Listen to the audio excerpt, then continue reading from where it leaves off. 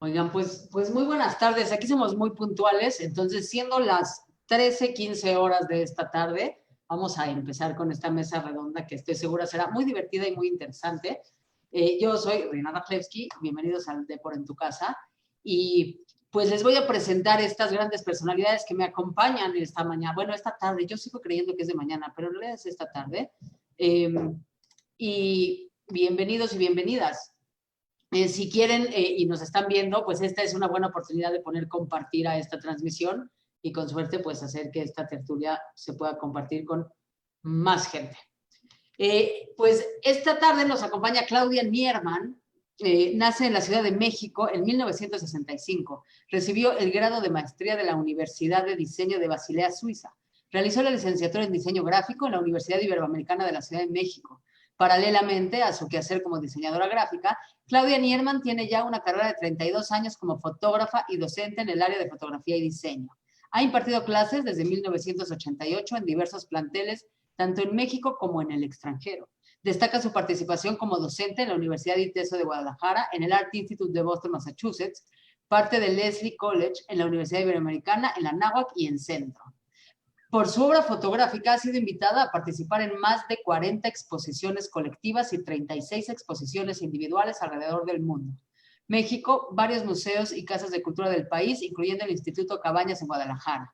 Nueva York, Boston, Irving, Palo Alto, Berkeley, California, Nueva Orleans, Seattle, Ohio, Rheinfelden, Suiza, Monte Carlo, Budapest, Hungría y París. Le han publicado su trabajo en diversas revistas, catálogos y libros y ha recibido premios y reconocimientos internacionales como el premio Yehuda Magnes del Museo del mismo nombre en Berkeley, California. Su trabajo es albergado en colecciones públicas y privadas alrededor del mundo. Claudia, bienvenida nuevamente. Qué gusto es siempre verte aquí en la casa de todos, que también es tu casa. Bienvenida. Bernardo Rubinstein, investigador, dramaturgo y director escénico, nace en la Ciudad de México, licenciado en Artes Escénicas por Newport University y United States Open University. Es maestro en teatro físico con las universidades de Surrey y Royal Holloway del Reino Unido. Residente de varios proyectos de intercambio artístico con el FONCA en Montreal, Canadá, con Conseil des Arts, disculpen, mi francés es fatal, de Quebec, a Montreal. Como dramaturgo, inició sus estudios de doctorado en la Universidad McGill en el Departamento de Literatura. En los últimos años se ha dedicado a la elaboración de una investigación teórica práctica sobre teatro e interdisciplinas en las Américas y el estudio de la semiótica del movimiento. Bernardo, bienvenido y una disculpa por mi ignorancia para leer tu semblanza, pero la admiración y el respeto es profundo, aunque no pueda hablar francés porque no sé. Hola. David Rimosh se suma a esta mesa, es historiador y profesor, es licenciado en Historia Intelectual por la Universidad de Pensilvania, tiene una maestría en Historia Internacional y Mundial, un programa conjunto entre la Universidad de Columbia de Nueva York y the London School of Economics and Political Science. Escribe ensayos sobre la historia de la ópera para ProOpera desde 2015. Vive en la Ciudad de México. Especialista en Historia Intelectual Europea. egresado en la Universidad de Pensilvania, también cuenta con 2 maestrías de la Universidad de Columbia y la London School of Economics and Political Science. Ha impartido cursos y ciclos de conferencias en diversas instituciones de México, incluyendo la Universidad Autónoma de México, la Universidad Iberoamericana y la Universidad Hebraica. David, bienvenido. Gracias por sumarte a esta mesa redonda. Y pues el tema que nos atañe esta tarde, para que todos los que nos ven sepan de qué va esto, se va a poner buenazo, es el arte como respuesta a los procesos sociales. Y con este tema, o sea, con esta premisa, le voy a dar la palabra a David, porque me parece que tu currículum me invita muchísimo a que sientes el tono de esta conversación, David. ¿Cómo llegas tú a hacer este complemento en tu como trayectoria académica? ¿Y qué opinas sobre el arte como un detonador de los procesos sociales? ¿Cómo, perdón, no entiendo la primera pregunta, cómo... Sí, o sea, de pronto nada, me llama la atención leyendo tu semblanza, sí, que tiene justo, es la conjunción de estos dos universos. Entonces, claro, ¿cómo, no sé si tu pulsión primero era el arte y empezaste a estudiar hacia allá, y la literatura y la historia, y de pronto te fuiste hacia el mundo de la política y la economía también, y me parece que justo ese complemento hace que esta conversación pues te venga como anillo al dedo. Sí, totalmente. Digo, hablando en términos muy personales, y espero hacerlo nada más ahorita y no durante el resto de la charla, pero sí, yo creo que siempre tuve un poquito los dos sombreros que de alguna forma se terminaron uniendo, ¿no? Por un lado, el interés en la literatura, en el cine, en el teatro, en la música, desde muy chico. Y por otro lado, siempre un interés en la historia, pero inicialmente el interés en la historia era más bien una cuestión casi como de idealizar el pasado, estética, de memorizar nombres, fechas, ¿no? Y eventualmente, justo yo creo, al graduarme, estaba la opción, ¿no? Estudiar algo como literatura, por ejemplo, o historia. Y lo que me gustó, que es lo que terminé haciendo, que es historia intelectual, es justamente hacer este acercamiento a las artes a partir de la historia, porque, y este sería como tal vez mi adentramiento a todo este tema, sí creo que es importante y algo que hemos perdido mucho, y sobre todo si estamos en esta conversación, contextualizar, ¿no? Darse cuenta qué ha significado el arte para diferentes sociedades a lo largo de la historia. En este sentido, digo, hay muchísimos filósofos que han hablado del tema, pero pensar principalmente en un proceso que para mí es crucial, y es una transición que empieza un poquito en el siglo XVIII, pero que verdaderamente se da en la primera mitad del siglo XIX, que interesantemente, y creo es parte de todo esto, coincide justamente con el advenimiento de la modernidad, de la Revolución Industrial, la Revolución Francesa, etcétera, etcétera, todos esos procesos, y que es el momento en el que el arte es, aquí voy a usar una palabra que igual y no nos hemos topado con ella muchas veces, se vuelve algo autotélico, es decir, el sentido del arte está en el arte. El arte ya no está ahí para enseñarnos qué es lo bueno, qué es lo malo, el arte ya no está ahí para crear buenos ciudadanos, el arte no está ahí para glorificar a los poderosos, el arte no está ahí para la iglesia, etcétera, etcétera, sino que la finalidad del arte está en el arte, ¿no? Y en ese sentido, bueno, hay esta frase justamente, ¿no? El concepto del arte por el arte, que muchas veces le atribuimos a Oscar Wilde, pero viene desde antes. Hay un profesor en Francia en la década de 1800, alrededor de 1820, que justamente empieza a hablar de esto. Dice, se necesita un arte por el arte.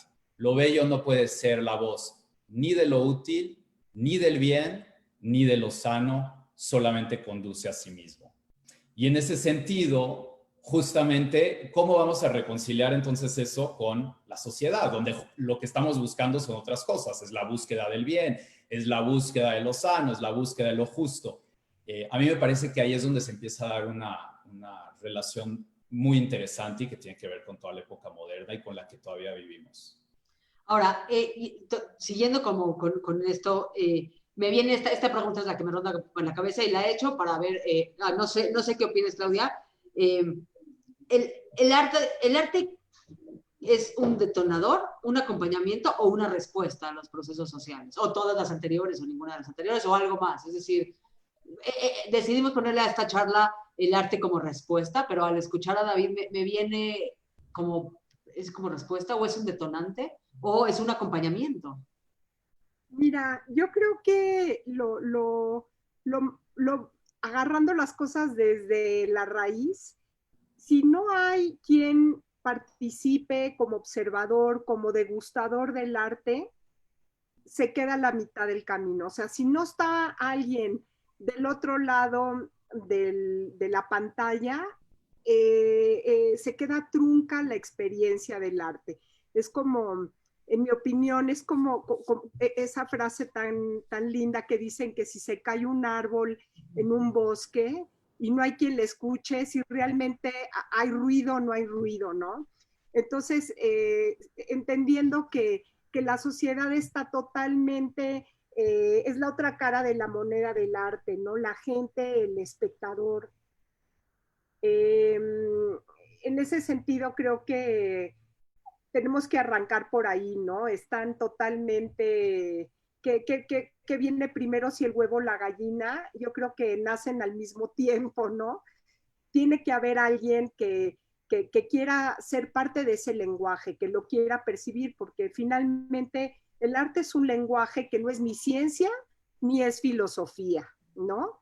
Pero sí es un lenguaje que comunica también, a lo mejor desde una manera más sutil o no muy objetiva, o sea, tiene esa característica que no es como la ciencia, ¿no? Que tiene todo un método científico, pero su función también es, hay una comunicación para el otro lado, ¿no? No sé si contesté la pregunta. Yo hasta diría, perdón, para entrar justo en lo que dice Claudia, me hace pensar, el arte es por definición ambiguo, ¿no?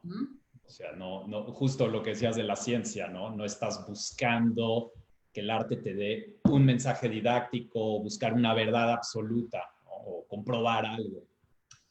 Pero más allá coincido por completo, y no sé tú qué opines, Bernardo, pero mi duda es, y mi duda es genuina, es decir, yo les decía antes de empezar este live, para que quien nos está escuchando no se espante, que hoy pues mi rol iba a ser el de pues cualquiera de los que nos está escuchando, porque yo me confieso no tan erudita en el tema, entonces me encanta jugar a abogado del diablo, y entonces de ese lugar, mi pregunta es como bastante práctica, es decir, partiendo de esta premisa y sin hablar del mensaje, porque yo también creo que el arte es ambiguo, es subjetivo, es relativo, es muchísimas cosas, pero cumple un rol o una función. No, ahorita pensaba en si el arte al ponerse al servicio de la sociedad puede cumplir un rol terapéutico, por ejemplo, ¿no? A nivel colectivo, ¿no? No estoy hablando, también a nivel individual, pero como estamos hablando de el rol del arte en las sociedades, por eso la pregunta, es decir, una vez que ya establecimos que sí hay un espectador, que tiene que haber un interlocutor, porque si no hay quien reciba, pues entonces no hay un intercambio, entonces no sucede, partiendo de esa premisa, no sé, Bernardo, a ti, ¿qué te viene a la cabeza con todo esto que estamos platicando? En cuanto a, ok, desde ese lugar, o sea, regresando al ejemplo de qué es primero, el huevo o la gallina, no en cuanto a el espectador y el artista, sino en cuanto a, es un detonador, o sea, el arte tiene la facultad de organizar, de dar reflexión, de encender pequeñas mechas, o no, o el arte más bien sucede como consecuencia del fenómeno social que se acaba de vivir y es una manifestación de todo lo que le provocó a ese colectivo y entonces hay que como exorcizarlo a través del arte, o simplemente son una especie más como proceso terapéutico en donde el arte nos va acompañando para poder sanar ciertas cosas. Estoy diciendo cualquier ejemplo, pero partiendo de la premisa de que tiene que haber un interlocutor. No sé, Bernardo, estoy diciendo muchas locuras. Bueno, primero yo quiero agradecer que me invitaron otra vez a este programa y que me da muchísimo gusto estar con Claudia y con David. Y siempre hablar de arte es muy controvertido y bueno, es mi gran pasión, así es que yo les agradezco porque me divierto mucho haciendo esto aquí y en cualquier lado, ¿no? Yo creo que para poder hablar de un tema tan complejo como el que se propone en esta conversación tan corta, hay que ser muy humilde en poder decir cosas muy concretas, de lo contrario uno se pierde en la divagación absoluta. Y entonces se me ocurre a mí de entrada, y yo lo hago por un ejercicio personal, primero cuestionarme qué es la sociedad y luego qué es el arte y partir de ahí, porque de lo contrario entramos en propuestas que son pues reacciones muy personales del momento, entonces como para anclarme un poco más en algo que sea mucho más sólido y entonces yo llegué a conclusiones como el hecho de que primero la sociedad es un concepto que es primordial para la organización de la vida en comunidad. El individuo empieza a vivir en familia y empieza a necesitar un orden, una conformación de reglas, y esto va generando con el tiempo que se generen leyes y modelos colectivos. Creo que también la sociedad se convierte, y aquí es donde viene una relación profundamente con el arte, en un refugio. Se convierte en un espacio de necesidad de confianza y también se convierte en un ejemplo de empatía, de relacionarse con los demás, de generar altruismo, de ayudar a los demás, de tener un comentario, de tener una propuesta y también de alteridad, de descubrir al otro que no soy yo y que es diferente. Y eso genera grandes conflictos a lo largo de la historia de la humanidad, ¿no? También eso nos permite descubrir la diversidad y gracias a esa diversidad poder aceptar que no todos somos iguales y que no todos pensamos iguales, que no todos reaccionamos iguales, que más bien todos somos individuos independientes. Y finalmente creo que la sociedad tiene en un principio un objetivo incluyente y lo más importante de todo, un sentido amoroso, y esto de alguna manera responde a lo que tú estás comentando. Yo creo que finalmente, ideáticamente, la sociedad debe ser un gran abrazo como de una madre maravillosa que nos protege y nos da refugio y confianza. Ahora, si me permiten, yo quisiera brevemente hablar de que el arte finalmente es una expresión humana que definitivamente está incluida dentro de la sociedad. El arte no existe si no hay sociedad, y creo que una sociedad sin arte es una sociedad muerta, porque no tiene alma. Entonces, creo que el arte, así muy sintéticamente, es la gran habilidad de tecnologías que puede un individuo desarrollar para poder hacer cosas extraordinarias y poder enriquecer la vida individual y en sociedad. Y entonces, bueno, brincando a esto, tu pregunta para mí sería un salto cuántico y sería como para mí el final de esta conversación, que yo pienso que finalmente arte es sanación pura, porque es la posibilidad en que cada individuo puede de alguna u otra manera expresarse, sobre todo ante la intimidad o la timidez de no poder decir muchas cosas, porque hay veces que la sociedad resulta muy intimidante. Y bueno, hablar de estas cosas implica pues entrar más profundamente en ello. Pero lo que me llama más la atención de todo esto es que a últimas fechas, si los grandes artistas son los que han logrado en cada una de sus épocas desarrollar la más extraordinaria tecnología para hacer una expresión artística que es fundamental, hoy en día estamos viviendo un periodo que es maravilloso, que es la transdisciplina. Occidente se encargó muchísimo de subdividir las artes en un celo tremendo. Yo soy pintor y solo soy pintor y nadie va a ser mejor pintor que yo. Y yo soy cantante o yo soy músico o yo soy actor o yo soy bailarín. Y así la subdivisión ha sido eterna. Pero parece que estamos regresando a la época primitiva, que es nuevamente una reflexión humana del principio y el final. Estamos terminando un círculo que creo que es muy importante en nuestra era. Una era de principios y fines en donde todo está junto.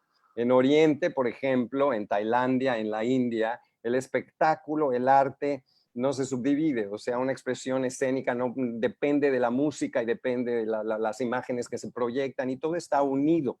Y esa es la transdisciplina que creo que Occidente está redescubriendo en este momento. Y me gustaría hacer un par de comentarios. Seguramente todos en la audiencia deben de haber tenido alguna vez la posibilidad de haber ido a ver uno de los espectáculos extraordinarios del Circo del Sol, que para mi pena se ha declarado en quiebra gracias al COVID y me parece que todos deberíamos estar de duelo porque, por ejemplo, las artes escénicas en este momento están sufriendo terriblemente por la distancia. 3.500 de los más talentosos artistas de las artes escénicas en el mundo se quedaron sin trabajo y no tienen de qué comer en este momento. Pero hay dos espectáculos que a mí me gustaría mencionar. Uno es el espectáculo de K, que se presenta en Las Vegas, en el teatro del MGM, que es un teatro que se hizo especialmente para un espectáculo con una capacidad tecnológica extraordinaria, que es como el puro efecto escénico, es los puros efectos especiales, es como ver una película de efectos especiales, pero es en vivo y a todo color. Es tan impactante para el que está en la butaca que uno no puede recuperarse. Es una obra que hay que ver muchas veces para poderla entender. Este es un trabajo extraordinario de un hombre que yo admiro inmensamente, que se llama Robert Lepage, uno de los grandes artistas que se convierte en un hombre que reúne y que suma y que sabe explotar la tecnología, lo mejor que el mundo hoy en día puede presentar. Otro gran hombre que me parece importantísimo de mencionar es un hombre que vivió en México porque se enamoró de una mexicana y vivió aquí un rato, que se llama Daniel Finzi Pasca. Es otro gran artista del escenario que también ha trabajado para el Circo del Sol, que tiene su propia compañía, igual que Robert Lepage, y que está haciendo historia en lo que son los acontecimientos artísticos, porque como Wagner en el siglo XIX propuso, está uniendo, está sumando todos los talentos del arte para que los puedas gozar en un solo momento de un golpe tan fuerte que como espectador resulta muy impresionante. Y por último, quiero mencionar a un hombre que en Europa está haciendo hoy historia y que creo que valdría la pena que todos escuchen su nombre porque bien vale la pena saber de él. Es un hombre que se llama Romeo Castellucci. Es un hombre que es amante de las marionetas y que hoy en día está haciendo unos montajes escénicos extraordinarios. Entonces es increíble cómo de repente los talentos se suman hoy en día y nosotros vamos a ver espectáculos o vamos a escuchar o ver cosas.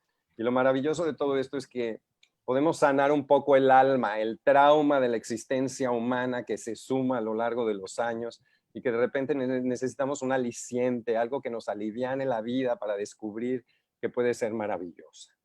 Ahora, y aquí me detengo. Gracias, Bernardo. Sumando un poco a lo que dices, y porque soy necia, no por otra cosa, porque así nací.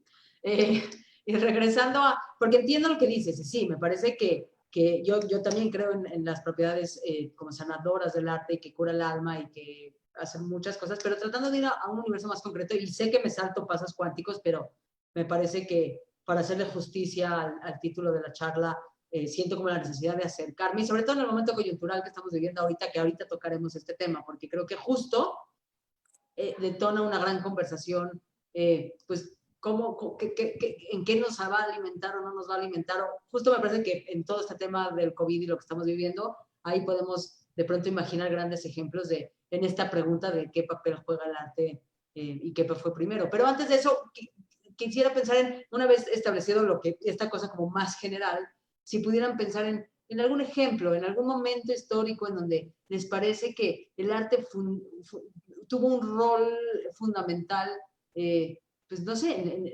dentro de un momento histórico o dentro de un colectivo, o que cambió el rumbo de algo, porque yo creo que el arte es así de poderoso. ¿Hay algo que les venga a la mente? Mira, ahorita, perdón, Claro, una cosa muy chiquitita, que me llegó una de estas cosas al teléfono que me encantó, que decía que con el COVID he descubierto que puedo vivir sin mi coche, he descubierto que puedo vivir sin los viajes, sin los restaurantes, pero también descubrí que no puedo vivir sin un libro, no puedo vivir sin una buena película, como el arte aquí ha sido el bálsamo, ¿no? Para tanta gente. No puedo vivir sin música, no puedo vivir sin los conciertos que estoy logrando ver gratuitos del Met, ¿no? Entonces, ahí te das cuenta cómo en momentos de crisis tan grandes, viene el arte a hacer un bálsamo, ¿no? Un bálsamo, una ayuda profunda. Correcto. Perdón, David, te interrumpí. No, para nada.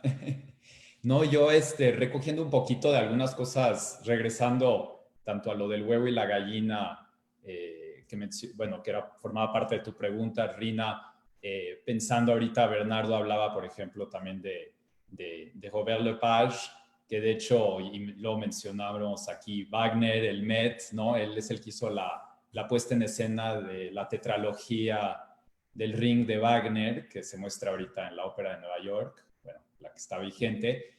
Y yo justamente me regresaría un poquito pensando en ese sentido, ¿no? De que Wagner habla de la obra de arte total, la obra de arte como algo que puede curar o sanar los problemas del mundo moderno. Creo que aquí la pregunta, o más bien la palabra crucial, es la alienación, esta forma como la sociedad, por un lado, sí aporta una cohesión, una cultura, pero por otro lado también en el mundo moderno finalmente la sociedad, por sus propios procesos económicos, por lo grandes que son las sociedades, termina creando una alienación, ¿no? Del ser humano consigo mismo, con los demás, con la naturaleza, y que eso pues formaba parte de todo el proyecto romántico que va a llevar hasta Wagner, ¿no? Esta especie de post-romanticismo. Pero contestando un poquito, llevando todas estas ideas y regresando a este tema del huevo y la gallina, a mí me parece que hay algo también que es muy interesante y que es muy difícil de describir sin caer pueden hasta caer en un análisis hasta medio esotérico. Y contestando tu pregunta, la última pregunta, Rina, sobre si hay un momento, a mí hay uno que se me ocurre ahí mismo y que de hecho pues es como el momento de la generación que se educa culturalmente, artísticamente, viendo las óperas de Wagner, y que es el modernismo, ese momento de finales, digo, por más que lo podamos llevar hacia atrás, hacia adelante, pero estamos hablando sobre todo finales del 19, principios del 20, en que uno ve todos los parámetros económicos, sociales, y sientes que hay un gran progreso social, educativo, económico, y sin embargo los artistas, ¿no? Cuando uno ve ya sea el arte cubista que muestra los cuerpos fragmentados, el regreso al primitivismo, algo como una obra como La consagración de la primavera, ¿no? Este ballet de Stravinsky,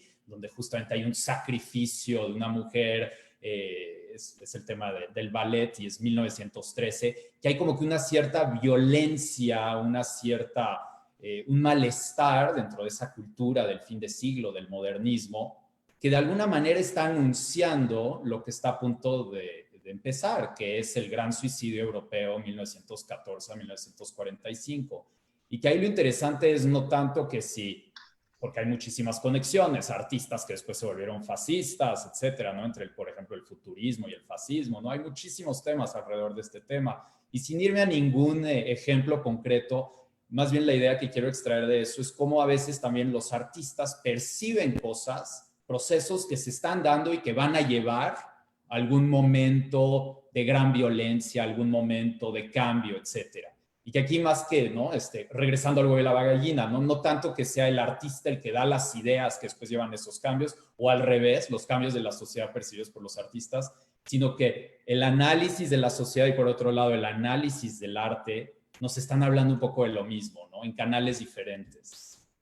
Y sobre todo porque el arte es una reinterpretación, ¿no? De esta realidad. Es decir, bueno, por lo menos para mí, eso es como yo lo podría traducir, porque mientras los escuchaba los dos, lo que me venía a la mente es, pues esta capacidad, como esta versatilidad que tiene el arte, o esta flexibilidad, en donde el arte no es, y es con lo que decías al principio, David, no es una sola cosa, no es un solo ente, tiene la facultad de tener roles diversos dependiendo de las necesidades. Como ahorita que decías lo del COVID y ese mensajito que te llevó, pues es desde el acompañamiento, ¿no? El arte nos está acompañando para hacer mucho más llevadera pues esta experiencia, para darnos un apapacho, para lo que cada quien encuentra en el arte o en el acompañamiento que necesite.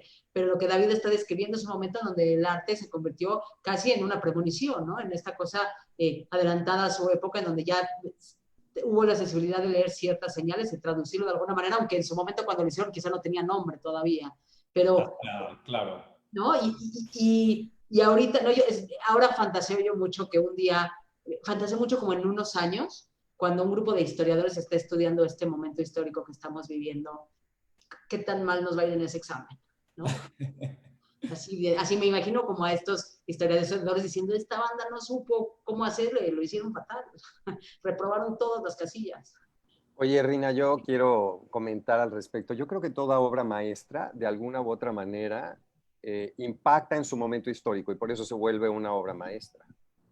Y entonces todas las obras maestras tienen una consecuencia porque están haciendo un comentario fundamental de su época. Entonces sería cuestión de ponernos a estudiar obras maestras, que sería maravilloso. Pero independientemente de eso, yo creo que el arte empieza desde que una madre decide tener un hijo y empieza a inculcarle desde su vientre cómo sacarlo adelante.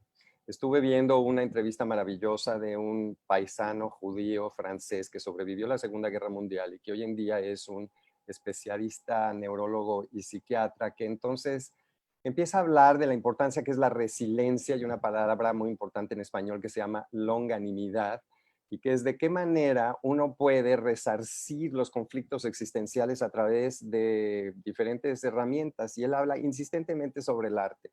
Y eso a mí me llamó muchísimo la atención, porque primero él habla de que la vida empieza dentro del útero de la madre, no después. Y lo que la madre está viviendo y reaccionando es muy importante. Hace un comentario de un estudio que él fue a hacer a Tel Aviv con 170 mujeres que son la mitad israelíes y la mitad palestinas. Todas con grandes problemas de estrés existencial, que es lo que significa vivir en esa zona del mundo que todos conocemos, y las consecuencias que eso tuvo en los recién nacidos que ya también vivían en sus sistemas nerviosos con estrés. Y él empezó a hablar de cómo podía resolverse tanto la vida de las madres para ser mejores madres y la vida de los niños para que se conviertan en adultos más sanos en lugar de este mundo estresante en el que estamos acostumbrados a vivir cada vez más, sobre todo en Occidente, que es pues nuestra cultura del consumo, que creo que es el resultado de una cultura burguesa de hace 500 años que tiene una gran expresión actualmente.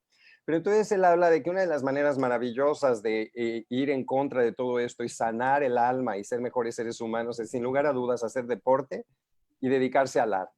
Tocar algún instrumento musical, ser pintor, participar sobre todo en actividades teatrales, grupales, donde coros musicales, grupos de danza, donde uno puede socializar, donde uno puede compartir, donde uno puede abrirse al altruismo y sentir y crear espacios de confianza y a la vez poder disfrutar y gozar de otros estados que no son los habituales, cotidianos, o yo diría hasta mediocres, sino porque el arte siempre nos lleva a algunos estados extraordinarios de experiencias en donde más allá de los 5 sentidos entramos a una percepción excepcional. Y ahí es donde creo que el arte nos enriquece inmensamente a todos.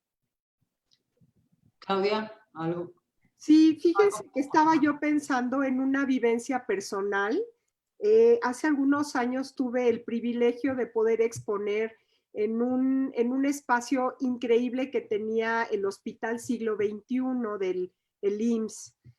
Un hospital que le llaman el de los grandes milagros y las grandes tragedias, ¿no? Porque está ahí todo el tiempo está la vida y la muerte o los peores casos van a parar ahí, ¿no? Y tenían un lugar increíble para exposiciones de varios pisos, con dobles, triples, cuádruples alturas, y tuve el privilegio de poder exponer ahí así montones de piezas de fotografía gigantes, y ahora sí que me solté el chongo haciendo lo que nunca hay chance de hacer porque no hay esos espacios, ¿no? Y parte del compromiso que yo tenía con el espacio era de dar visitas guiadas.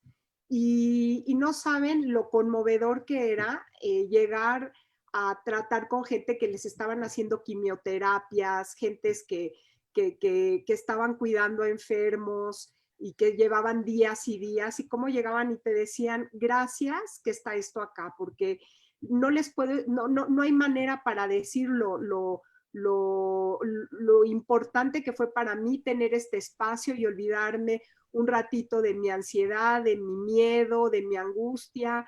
Entonces, cuando lo ves en vivo y a todo color y estás teniendo este contacto con, ahora sí, con el padecimiento más profundo y el miedo más profundo de las personas, y ves que sí es un bálsamo, que sí realmente, que no es teoría, o sea, lo viví en carne propia y fue muy, muy conmovedor. Y ahí es en donde yo sí creo que todo el esfuerzo que se puede hacer desde el artista para hacia afuera, que en los hospitales, que de veras no hay que escatimar en eso, porque realmente sí le cambia es como una transfusión de sangre y de energía para la gente. Y hay una responsabilidad atrás de esto, de lo que dices, me parece valiosísimo. Voy a pasar a los comentarios y hay un comentario que complementa lo que acabas de decir, Claudia, y pues a ver qué opinan. Pero bueno, Emilia y Edith dice verlos juntos, qué gusto verlos juntos en esta entrevista. Fernando M. Díaz, el tema es muy interesante e importante, felicidades. Patricia López Aristán, saludos, Clau. Fernando M. Díaz, saludos, Claudia Nierman. Remenino A, hola Claudia, aquí estoy, abrazo desde Berlín. María Elena Figueroa te manda todo su cariño. Lorena Segoviano también.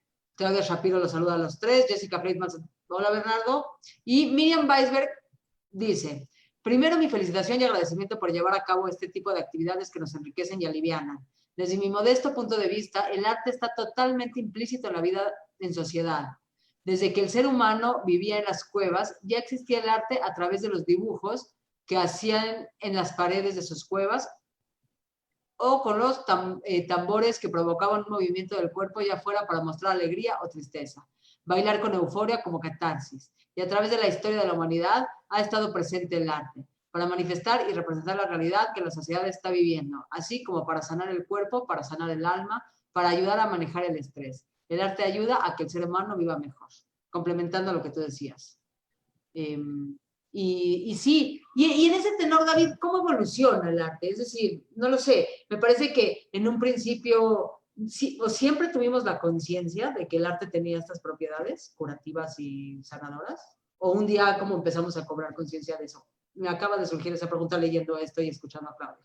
No sin, aquí tal vez siendo un poquito abogado del diablo, más que abogado del diablo, viendo la otra cara de la moneda, y esto no es como para contrarrestar todo lo que se ha dicho sobre las propiedades curativas del arte, sino más bien volver un poquito más complejo el tema. Yo creo que también esta búsqueda, este entendimiento de que el arte tiene que ser algo que nos da sentido, que nos da un camino, que nos cura, que nos sana, etcétera, tal vez está de alguna forma hasta más conectado al sentir de nuestra civilización hoy en día, ¿no? Por supuesto que si me voy al extremo, al cliché, sería pues toda esta búsqueda casi como New Age, el healing o algo que se ha criticado, que se ha criticado a veces en las comunidades judías, de que ya se ha llevado al exceso el término tikkun olam, por ejemplo, ¿no? De que ya todo es sanación, todo es reconstrucción, ¿no? Y pensando un poquito en eso y tratando de irme hacia atrás, porque creo que tu pregunta tiene que ver un poquito con el desarrollo, ¿no?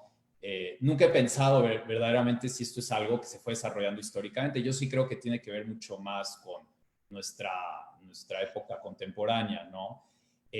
No que en algunos momentos de la historia no se haya hablado en términos tan concretos del arte está ahí para sanar, el arte está ahí para curar, para ayudar, pero yo creo que más bien es porque a lo largo de la historia el arte, y aquí tomando un poquito las ideas, por ejemplo, de un filósofo como Hegel, el arte era algo, según Hegel, algo que estaba vivo, en el sentido de que el arte estaba en todas partes, el arte tenía esta función muy clara, ¿no? No es de que teníamos que ir a buscar sanación, porque la estatua griega no era nada más una estatua que admiramos por ser bella, buscando que esa belleza nos traiga algún tipo de satisfacción o curación. La estatua estaba ahí porque era la estatua de un dios, y tener al dios en la plaza pública daba un cierto sentido, ¿no? Y algo que dice Hegel que es bien fuerte y bien interesante, no sé si aquí estoy desviándome en otra dirección para estos últimos minutos que nos quedan, Hegel lo que termina diciendo es que el arte en el mundo moderno está muerto.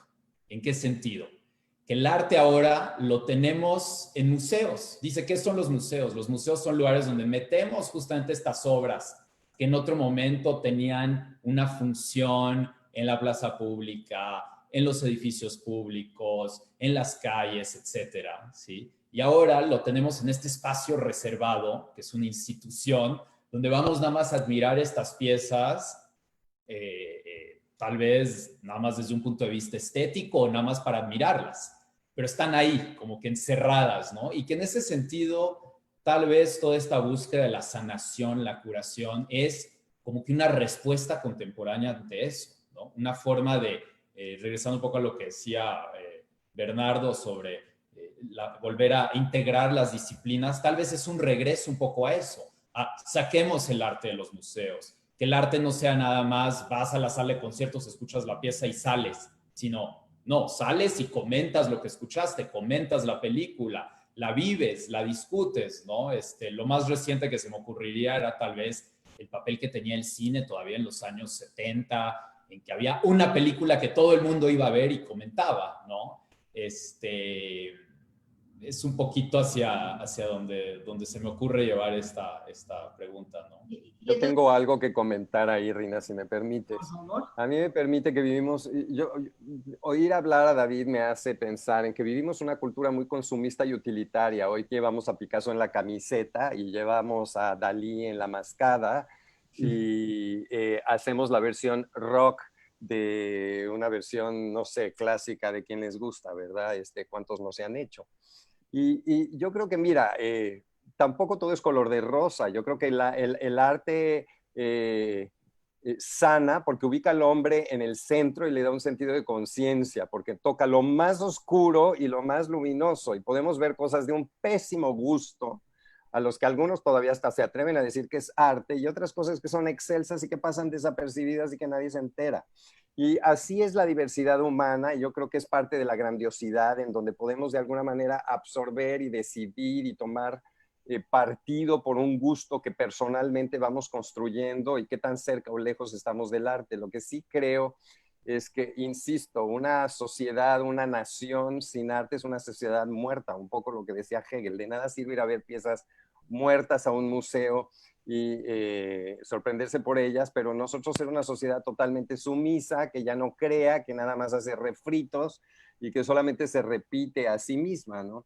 Aquí yo quisiera hacer una gran diferencia, por ejemplo, entre algunos que parece que son artistas, pero que terminan todos teniendo un precio, todos como artistas tenemos un precio y nos vivimos de eso, y entonces a veces tenemos que vendernos al peor postor, y ahí es hablar de quién es una prostituta y quién no, y qué es la prostitución en el arte o en la sociedad.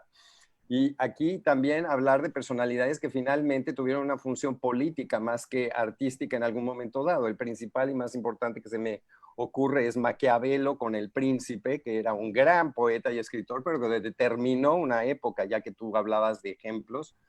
Otro ejemplo en México, por ejemplo, muy discutido, una gente muy controvertida, fue José Vasconcelos, que quiso llevar el arte a México después de la Revolución, y que bueno, después se convirtió en un ser muy difícil de tratar, aunque hoy en día para México es un héroe nacional. Y entonces, en fin, creo que hay personalidades que nos llevan por mundos distintos en donde podemos nosotros tomar mucho partido. Hoy en día el arte se ha convertido en una cuestión muy conceptual, en donde también es muy cuestionable el buen gusto o el malo. O este arte que no es arte para mí, que es entretenimiento, lo dije la vez pasada, que es lo que sucede, por ejemplo, en todo Broadway. Para mí, a ver quién conoce a un hombre que se llama Lin-Manuel Miranda. O sea, es un hombre de 40 años que hoy en día es una de las grandes estrellas internacionales porque ha tenido dos grandes hits en Broadway, el último y más importante del 2015, que es Hamilton, que es la historia de la independencia de los Estados Unidos.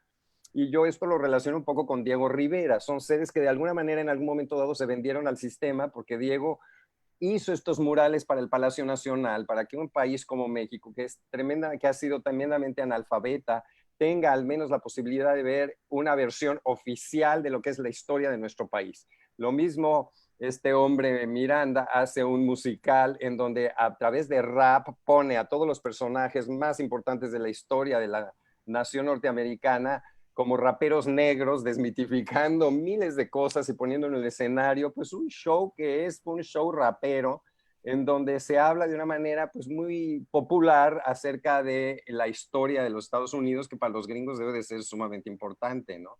Entonces creo que el arte es muy flexible, como lo habíamos dicho desde el principio, y siempre hay un gusto para cada circunstancia, así es que cada uno de nosotros puede gustar de una u otra cosa, y lo importante es que mientras sigamos cerca del arte y disfrutando de él, leyendo cosas maravillosas, viendo imágenes extraordinarias, cine que es increíble y cómo ha impactado a nuestra historia en los últimos 100 años, música, etcétera, pues seguiremos muy intensamente vivos, y eso es lo que yo celebro y magnifico. Ojalá y el arte nunca muera. ¿Puedo agregar algo? Claro. Algo hablando del buen gusto y el mal gusto que a mí me apasiona. De hecho, siempre aproveché una clase que daba en centro para hablar de esto. Cayó en mis manos un libro que se llama La Enciclopedia del Mal Gusto. Y hay de todo, desde el cheese whiz, ¿no? ¿Se acuerdan el spray ese de queso que se lo echaba uno a las galletitas, ¿no? O el pasto de mentiras, o Elvis Presley, ¿no? Tenían todo así un catálogo sensacional. Creo que hasta llegaron a tener un museo, ¿no? Del mal gusto. Pero la parte que a mí me interesa mucho de esto, buen gusto, mal gusto, es como el artista en muchas ocasiones propone algo que a la gente le para los pelos de punta en el momento, ¿no? La consagración de la primavera, el pájaro de fuego de Stravinsky, ¿no? Que hubo quien casi se cortan las venas ahí, ¿no? Tú me corregirás, David, pero en algún momento dado la sociedad está habituada ya a ciertos cánones de lo que es lo bello, de lo que es lo grato, y de repente llega el artista y propone otra cosa que en su momento termina irritando profundamente a la gente, ¿no? Y a partir de ahí empieza una evolución, se detona algo, ¿no? En el espíritu social, que a veces tienen que pasar 30 años para que la gente caiga en cuenta de que aquello fue extraordinario, como Carmen de Bizet, ¿no? En el momento en el que hicieron la ópera de Carmen, a la gente no le gustó la ópera de Carmen. Y hoy día es de las óperas que más se representan en el mundo, ¿no? Entonces, ¿cómo también el artista viene, o Bruegel, piensen en los cuadros de Bruegel, ¿no? Qué barbaridad, o sea, son así, son terribles, o sea, tienen una cosa así de cosas siniestras, ¿no? Pero sin embargo, sigue vivo hoy día Bruegel. ¿Hace cuántos siglos que se hicieron los cuadros de Bruegel que son producto de su momento histórico, se dieron a su momento histórico, y sin embargo han trascendido a través de los siglos y nos siguen dando un shock eléctrico cuando los ves, para bien o para mal o lo que sea? Entonces, ¿cómo esto del gusto también es una cosa de evolución de las sociedades? En su momento igual te revienta la tripa lo que estás viendo, y de repente hay quien dice, ah, caray, pues mira, esto no está tan mal, esto es interesante por esto y esto, y cómo va empujando también el arte hacia nuevos horizontes intelectuales, espirituales.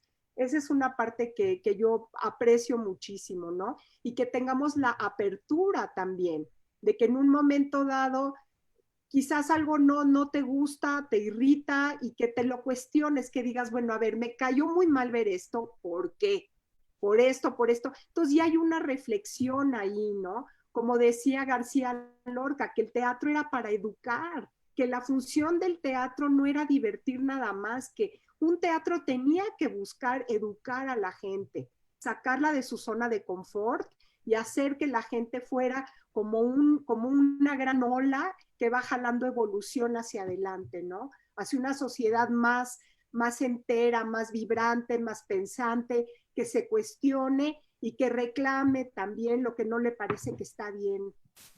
Porque creo que dentro de esta flexibilidad de la que hemos hablado en su función y en su rol del arte, pues está el ser transgresor, ¿no? Y ser confrontativo también, ¿no? Puede ser muy amoroso, puede ser muy empático, puede ser muy acompañador, pero también puede ser transgresor, puede ser confrontativo, puede ser esta cosa. Mientras estoy a Claudia pensaba en como, yo estoy muy clavada en eso quizá ahorita, pero en estos procesos, es como si fuera un proceso terapéutico de un colectivo, ¿no? Me imaginaba como cuando yo voy a terapia, que en el momento me incomoda profundamente lo que estoy trabajando en ese momento, pero que en retrospectiva lo agradezco profundamente y lo valoro y lo aprecio, porque pues esa incomodidad la necesité para entonces poder pues tener ese proceso educativo de decir, y hacerme pues quizá con suerte una mejor versión. Y me parece que en las sociedades y en los colectivos pasa igual. Y ya para empezar a cerrar, hay un par de preguntas que ojalá se puedan meter al Facebook y ahí para contestar porque están interesantes, pero quisiera cerrar con, aprovechando estas últimas 3 aportaciones que hicieron. Y entonces, ¿qué es en este momento tan extraño, en donde además el arte está pasando por un momento muy complicado, y yo creo que de redescubrir ciertas cosas, sobre todo porque yo vengo del universo teatral, el cual, pues, ¿no? Hay rubros que están pasando nada diferente, pero en general en este momento tan extraño que estamos viviendo, ¿qué sigue? ¿Qué le depara al arte? ¿Qué va a pasar? ¿Qué creen ustedes que suceda en cuanto a esta aportación, más allá de este descubrimiento de decir, sin arte no podemos vivir, o en esta parte confrontativa o transgresora, ¿no? ¿Cómo va a contar el mundo del arte este momento de la historia que estamos viviendo? ¿Qué se les ocurre? ¿Quién quiere? Pues mira, yo quisiera primero antes decir que la sociedad siempre está atada al pasado y siempre está determinada por sus costumbres, tradiciones y hábitos. Y el artista parece que casi siempre va adelantado a su época porque más bien se desconecta de esa dimensión social y tiene una posibilidad de observación más honesta y no tan determinada por las reglas y formas y estructuras de la sociedad que suelen ser muy criticonas y muy juzgosas. Como dice Claudia, ¿no? Todo está mal o todo está bien y 30 años después se enteran de que no, pues sí valió la pena. El que iba atrasado era yo, no el arte, ¿no? Entonces el arte siempre va adelantado. Yo hablé hace un rato de las técnicas contemporáneas, que es utilizar la tecnología, que es la proyección de imágenes y los rayos y las luces y la posibilidad de los efectos especiales. Y yo creo que el arte va a seguir vivo mientras la humanidad siga viva, porque son uno para el otro y el otro uno del otro. Si no hay humanidad, no hay arte, pero también uno está determinado por el otro. Por supuesto que estamos en procesos de cambio. Hay muchos que se vivieron a lo largo de la historia de la humanidad y este es uno más. Yo no creo que tenemos que ser fatalistas ni pensar en que llegamos al momento último y demás. Pero bueno, sí, vamos a seguir con una política, no un arte del distanciamiento, en donde es imposible abrir una iglesia o un teatro para que se siente la gente junta a oír un sermón o a escuchar o ver una obra de teatro o un concierto, pues vamos a tener que buscarnos otras cosas como lo que está sucediendo en este momento entre nosotros, que en lugar de estar reunidos en el CDI platicando juntos y que venga la gente a escucharnos, estamos haciendo una transmisión como esta. Yo creo que es un reto más y creo que el arte tiene ante todo que ver con el sentido de la creatividad.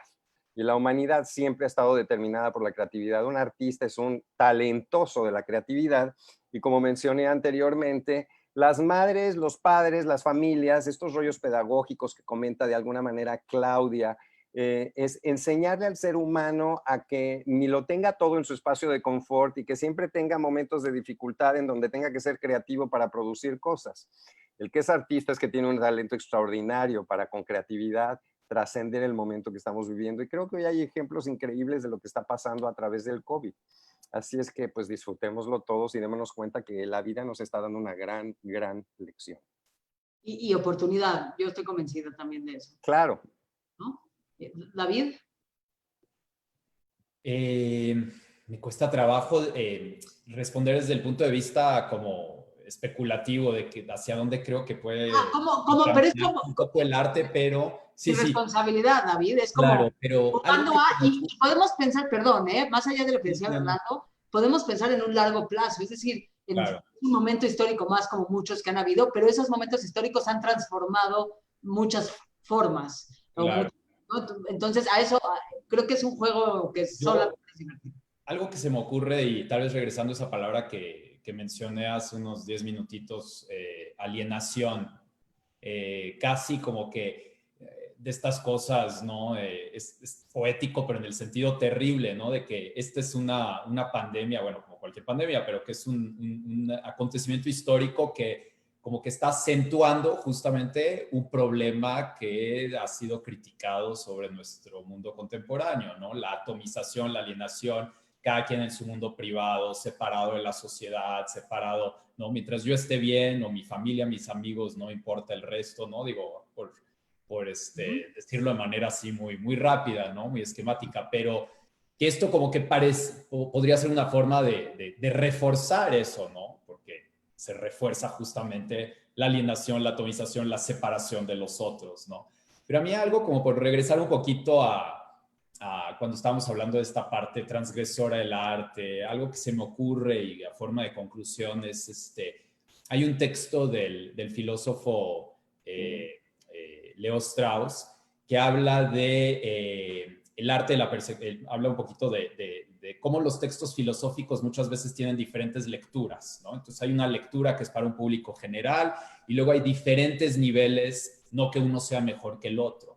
Y yo creo que también dentro del arte, por supuesto que tenemos eso, ¿no? No de forma consciente, pero que sí dentro del arte tenemos a veces, artistas, por ejemplo, se me ocurre un gran novelista del 19, Balzac, que tiene que vender sus novelas, entonces escribe novelas para la burguesía, para el público, para el mercado, para vender, para ganar dinero. Pero por otro lado, también tiene una crítica de la gente a quien le está vendiendo esas novelas, que está, por supuesto, escondida o está en otros niveles, a veces es aparente, a veces no. y que de alguna forma si algo tal vez podemos tratar de hacer ahorita, para los que tengan más tiempo, si justamente estamos menos tiempo en el tráfico, menos tiempo en ciertas labores, ¿no?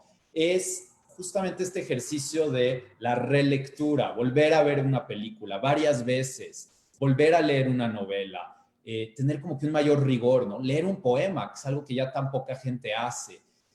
Justamente como que buscar un poquito otra vez esa como disciplina, rigor, diría yo, como para acentuar los diferentes niveles de lectura. Y creo que este es un momento que nos permite eso. Y eso es algo que puede reforzar algo que puede o nos puede ayudar a recuperar algo que se ha perdido y que es estas lecturas colectivas que teníamos antes y que se han ido perdiendo, ¿no? Que si era la Divina Comedia de Dante para los italianos o Fausto para los alemanes, ¿no? Que es un texto que todo el mundo lee y relee y relee y relee y se repite. Y puede ser con un texto, puede ser con música, puede ser con lo que sea, pero que eso nos lleve tal vez a esta búsqueda de una nueva disciplina, un nuevo rigor, ¿no? De regresar a las obras como un grupo, por supuesto que cada quien en su casa, para extraer nuevos significados. Eso me parecería como algo genial que podría pasar en estos momentos. Gracias. Claudia, para cerrar esto. Pues, no sé, siento que hay magia en todo esto también y hay que tener como pues el buen ánimo de también ver esa cara de la moneda, ¿no? O sea, en estos momentos tan violentos, debe seguro que haber otra cara de la moneda y el arte creo que está en esa otra cara de la moneda, ¿no? Valorar, mira, ayer viví una cosa increíble, de verdad lo tengo que contar. Regresó mi hijo de Israel y de Australia y de todo el mundo, estuvo un año. Entonces, mis vecinos me prestaron su departamento de puerta con puerta para que se quedara él ahí hasta que le hagan el examen de COVID. ¿Qué hicimos ayer en la noche? Pusimos la silla de ruedas de mi papá, entre los dos departamentos pusimos la computadora y mi hijo me pasó una serie de unas animaciones extraordinarias. Nos echamos una hora mirando estas animaciones. Se llama algo así como Love, Death, y algo más que no me acuerdo al final, pero que estaba yo de un talento. Cada una es de otro artista de las animaciones. Y estábamos ahí sentados a la 1 de la mañana de puerta con puerta, o sea, de las imágenes más hermosas que yo me voy a quedar de esta época, es lo que viví ayer en la noche, cada uno en su puerta, mirando, fascinados, esta magia, ¿no? De estos artistas brutales de la animación, ¿no? ¿Qué más cerca podíamos estar? O sea, no Yo me había... quiero atrever a aportar 3 palabras más. En tu pregunta, perdón que te interrumpí, Claudia, pero ya No, se no, nos va a no, acabar el tiempo. llégale. Yo creo que hablando de qué nos depara, en principio creo que como la pedagogía finlandesa, que ahora está teniendo un gran impacto en todo el mundo, primero ralentizar. Los gringos nos han enseñado a ser súper acelerados y tenemos que ser la prisa es lo que importa porque si no, no produces. Pero ahora hay que ser al revés, muy lentos para darnos cuenta del valor que tiene la vida. En segundo lugar, hay que volver a establecer un contacto muy profundo con la naturaleza y descubrirnos como seres que somos parte de la naturaleza, que hemos perdido, como dijo David, en la alienación absoluta a quienes realmente somos. Y en tercer lugar, que creo que es fundamental, es ser verdaderamente honestos con los sentimientos que tenemos hacia nosotros mismos y hacia los demás, que es el amor.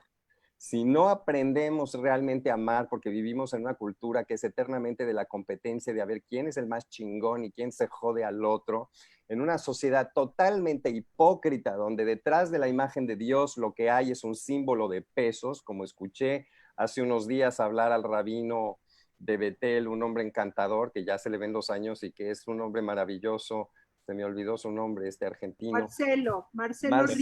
Marcelo, que finalmente con mucho tacto hizo un llamado a la comunidad judía y decir, señores, pónganle menos atención al dinero y más atención a la vida, a la naturaleza y al amor, que es lo que estoy en este momento queriendo decir, y que a través del arte todo esto se puede expresar de una manera muy importante. Así es que si creo que algo nos está enseñando el COVID como una pandemia más en la vida, es a que tenemos que ralentizar, no le tenemos que demostrar a nadie más que somos el número 1 del concurso, que somos el más fregón y que hemos aprendido las mejores cosas, sino realmente, más lentamente, ir paso a paso y descubriendo que la vida es extraordinaria y que si queremos seguir viviendo, tenemos que poner mucha atención a cómo lo hacemos.